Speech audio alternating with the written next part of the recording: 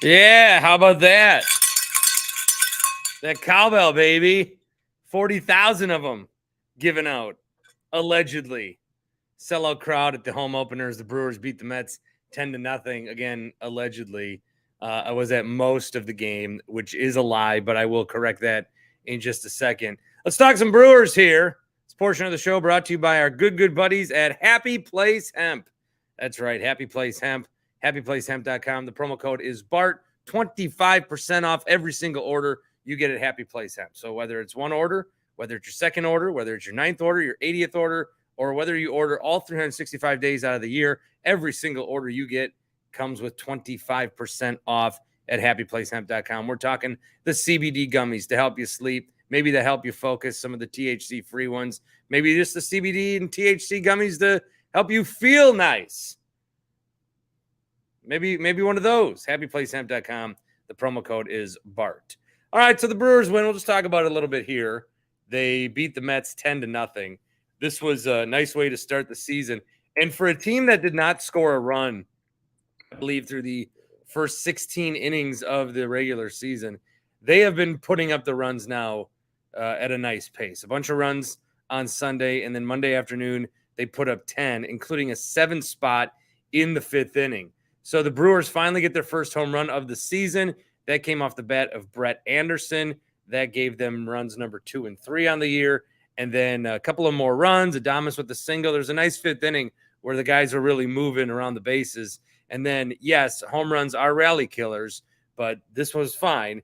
Bryce Terang hit his first home run ever in front of his parents in the home opener, and it happened to be a grand slam. So nice effort from all these guys. One of the things that we talked about a little bit yesterday and through the weekend is it's good to see the young guys kind of inject some life into this. That's what's so good to see, inject some life into what's going on here. And I do think the young guys are a part of that. Again, so good to be celebrating. These are like cowbells. I would say this was a giveaway today. 40,000 of them at one time is a lot better than one. You know what I mean? One cow, like 40,000 cowbells is actually a nice kind of noise. This sucks. Ben says hello. Jake says, no, let's bring up Sal Frelick and let all the kids have fun. Yeah, Sal Frelick's like, can I come up too? You know, I'm watching Bryce Terang hit a grand slam. I'm watching Garrett Mitchell have fun. I'm watching Joey Weimer and his beautiful head of hair fly down the first base line. Me and Keston will just hold down the fort here. Me, Keston, and Tyler Naquin will hold down the fort here in Nashville. So great outing for the Brewers. Again, they win 10-0, and that's what you like to see. Tomorrow should be a fun day. Max Scherzer against Wade Miley. Just 2 guys going in this one off the mound for the Brewers. Freddie Peralta, who went 85 pitches and 6 innings, 7 Ks, just 2 hits. Really good outing from Freddie. I think he gave up a hit right away early or put a guy on or 2, but he was able to settle in and have a, it's not an opening day start, but it's a home opener start, and those are got to feel just as good. So a great performance from Freddie. And then Bryce Wilson comes in with the save because he pitched in 3 innings. Even though they were up, 10-0 pretty much the entire time, he was in for 3 innings, which qualifies as a save. So great performances from the pitching today. Obviously great from the hitting. If there's one thing that you want to look at and be a little bit worried about, if you want to be a complainer, Christian Yelich 0 for 4 today and 4 strikeouts. So yes, the young guys are producing. Yes, some of the new guys, some of your rent-a guys, your Jesse Winkers and your Brett Andersons are producing. Anderson 2 for 3, 3 RBI today. Like I said, Bryce Terang hit his first home run. That was a grand slam. But Christian Yelich going 0 for 4. Still very early, but I don't think it's been a long time since we've seen signs that Yelich is hashtag back. I know he hit a hard ball, a line drive to left field the other day. Does that mean he's hashtag back? No, but that's what we try to justify because that's where we're at with Christian Yelich at this point. I did go to the game. I was at the game. I was at the game today. I was there. I went to the opening day. I've been to opening day like the last 10 opening days outside the COVID year, which I did sneak into one of their scrimmages via the press. I don't know if anyone will understand this. I'm not sure if I quite understand this. I ended up leaving early. Okay, well, sometimes people leave early. That's fine. I left early. Like, I left in the third inning. I left early. And so I missed Brett Anderson's home run. I obviously missed Bryce. Well, I saw Terang's home run. I was just on my couch. I left early. A lot of these opening days, what I've done is, hung out in the parking lot, interviewed people, dressed real nice in my suit, gone to the press box, hobnobbed, walked around the park anywhere I wanted to go. And I don't have the ability or right to do that anymore. And I don't know if it was because it was opening day and it was such a spectacle and it was like a big thing I did every year, but it just felt I felt like I don't know how Tim Shea does it. Tim used to work for the Brewers and he goes to a bunch of games. I don't know how he does it. I felt like I got fired from a job I never had. I never worked at the Brewers. I hardly did anything when I was there. Like barely asked questions, just recorded some sound, interviews, go home. I just did not. I felt weird. It was weird. I can't explain. I don't even think I can explain it to myself. And that's why I was too embarrassed to almost say it here. But I did get busted by someone that saw me leaving. So I think Ryan mentioned that he saw me leaving. So I did have to bring it up. But yeah, it was weird. I had to get home. And I don't know. Also, I think I'd like watching the game on TV better than being at the game. Now, it depends maybe on what seats you have, but I think I like watching the game better on TV, especially with some of these rule changes. First inning, the pitch count went out for Carlos Carrasco, and I had no idea what was going on. I thought they were checking him for like an illegal substance from where I was sitting. So then you pull up Bally Sports and you start watching on TV what's happening while you're at the game because there's really no good way to explain it. I like that when they do a review now, the guy will at least come on the intercom and say, this was the overturn. I like that. Remember, they used to not do that. So I think you find out more on TV. They do have pitch clocks there. So wherever you're sitting, you should be able to see a pitch clock if you haven't checked them out yet. The pitchers can see them behind home plate. They're all over the stadium. So you should be able to see the pitch clock. But you got to keep track of the pitch clock now. You got to keep track of disengagements, which they're calling the throws to first. You got to keep track of batters' timeouts. You got to keep track of still the mound visits. It's just a lot of stuff to keep track of. And when you are at the game, that can get a little hairy. How did we ever decide if you're keeping score? How did we ever decide how to mark a ball or a strike down if it was because one of the Mets struck out in the ninth inning. They didn't care. One of the Mets struck out in the ninth inning on a pitch violation, and I don't know how you backwards K, forwards K, the K on the bottom with the legs stretching out. I don't know. So that part is still weird. I still think it's, for me, I enjoy watching a baseball game on TV better than I do being at it just because I have a better sense of what's going on. Ben says I sound like an old man with my complaining. Well, I wasn't even going to go to this game at all in any way, but I didn't want to have to worry about parking. And so I did buy a parking seat. I got a ticket on the free 99 level, so I didn't feel too bad about it. But I did pay for parking, and I bought a beer. Okay? So, I invested. I invested my time in there. I sound like an old man because I am an old man. That's what we gotta realize. I sound like an old man because I am an old man. I have old man thoughts.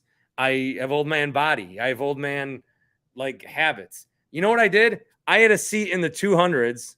I never sat at my seat when I was there. I went up and sat in the 400s because I had more room. I had more room to like stretch out and just like blob up there. So I sat in the 400s when I was there to do that. And then, okay, I'm sitting in the 400s. This is the highest level of AmFam, as most of you know. I'm sitting up in the 400s. If you're going up to the 400s, just sit anywhere. If you're going up to the 400s, don't be like looking at your ticket like 9 row 7, 9 row J. I mean, just sit somewhere. I was all by myself. Someone sits right like behind me, right next to me. And so I moved, and then I'm the weirdo. If you're in the 400s, you can sit wherever you want. The 400s were not filled in today. Allegedly, it was a sellout. There weren't 41,000 people in there at any time. I do understand that it's opening day, and some people might tailgate a little bit longer, or people might just get like the vouchers, or they might get tickets, and then they end up at Kelly's Bleachers or whatever. Getting a ticket for opening day is half the battle. Making it in can still be a little hard. I do want to also say, as I was walking to my car, I want to give this.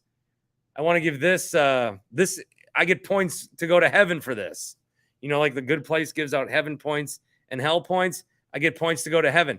I was walking by. Somebody had left when I went back to my car. Somebody had left all their tailgating stuff out, and there was a beautiful deck of Lambeau Field playing cards, along with a mostly full bottle of Fireball whiskey. And I didn't steal it.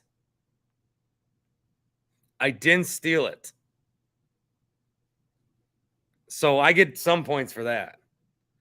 Because it was just, I mean, that's what I want. I want Americans and I want Milwaukeeans to feel a level of trust again. I want to get back to the days where we could keep our doors unlocked at night. You know, it was a lot easier to steal stuff that way. Let's see. Sean says a guy leaves a 10-0 game a little early so he can provide free content to a bunch of ungrateful fuckers and is then mocked by those fuckers. You are doing God's work. Bart Winkler. Thank you, Sean. Josh says not stealing gets you to heaven. Yes, I had a sinful urge to steal, and I overcame the urge. I had an altercation with the demons, with the devil today, and I overcame. I was being tested. Now, I didn't tell you about what I saw on the next table.